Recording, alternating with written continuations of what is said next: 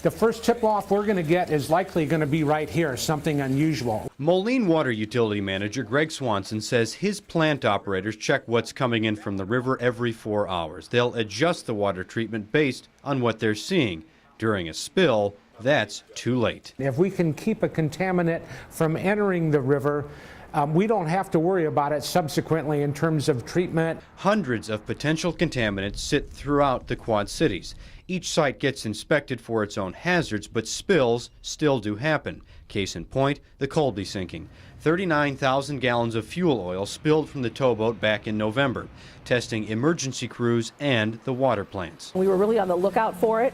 We never actually saw any of that fuel spill here at our plant, but we were on the lookout for it. If a spill contaminates the river, the most powerful tool the water plants have is time. They can keep treating water until the spill reaches them. Then they'll shut down. The problem is, right now, no automatic early warning system exists on the Mississippi. Our water systems are concentrated around the Twin Cities area, and then there's a large gap. There's a bunch around the Quad Cities and a few down further, and then you hit St. Louis. Dave Hokanson works on water quality projects for the Upper Mississippi River Basin Association. He says a large gap exists between the Twin Cities and Quad Cities water plants. No other city uses river water for drinking in between Minneapolis and the Quad Cities. That means there's little demand to install a warning network. There haven't been large spills, and the river is so big, spills quickly get diluted. It's very hard to get traction and funding when you do something proactively. Moline Water's Greg Swanson says his city is being proactive. It's taken over a monitor that was part of a pilot program, testing whether mussels could help detect toxins in the river. The test was successful.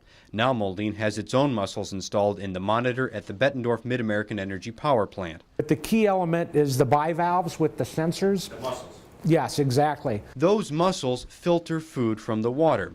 If they sense any toxins, the mussels close up.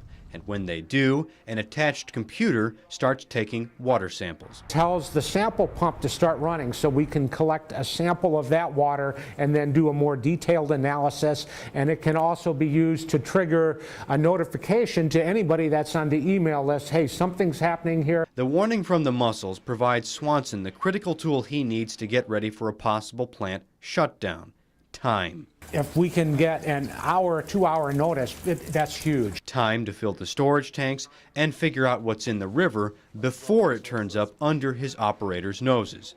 It's one monitor in place, but hundreds of miles of river above the Quad Cities remain unwatched. In Moline, Mark Stevens, KWQC, TV6 News.